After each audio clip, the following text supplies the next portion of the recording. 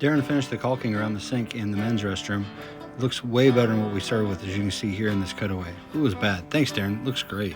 Darren also did his first 3D printing project here with the Kanban card holders on the skid. He went ahead and made his own little triangles and glued them in there, so now they fit better on our skids. Great work, Darren. When I was cleaning up after putting that battery charger up, I found these 4 disgraceful brooms, so I threw them in the trash. This morning I went and bought 3 new ones because that's all they had.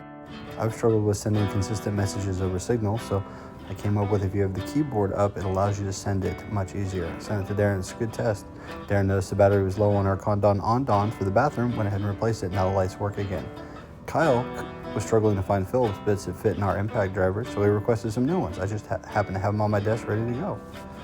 People were having issues getting soda out of the pop machine, so Darren went ahead and blew it out and did a test to find out if it fixed the problem. After testing it and showing us that all of them did work, after a day we found out that wasn't the real issue. So Darren went ahead as a non-pop machine mechanic and got curious. He then found that a couple of the nuts were missing on the back of the buttons. He went ahead and replaced those, and now that seems to be working. So nice job, Darren. Thanks for staying curious.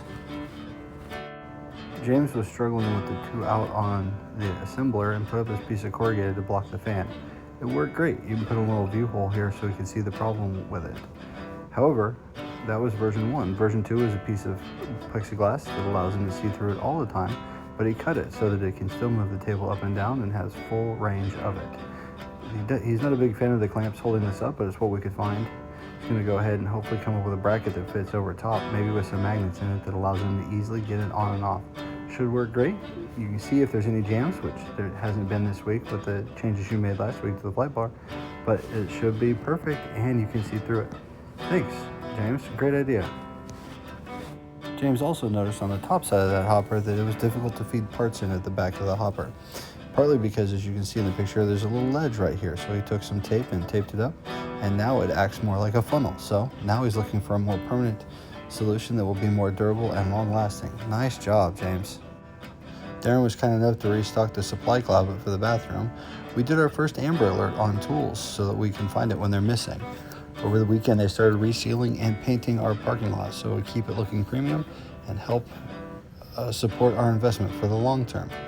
Tiffany went ahead and noticed that the reason the name tags were falling off of the assignment board is because the magnets were put on this protective tape on the back of the name tags. Thanks for fixing that, Tiffany. I went ahead and took advantage of the first rainstorm we've had in months and fertilized this part of the grass, so hopefully our grass is green and comes back. Darren and James noticed that this oil water separator was clogged, as you can see there, so they went ahead and took the hose off, blew the debris out of the hose, and then they went ahead and disassembled and cleaned the entire thing and found out what the problem was and put it all back together, keeping it look premium. Thanks, guys. Looks great. And thanks for cleaning up after yourself. That was a big mess.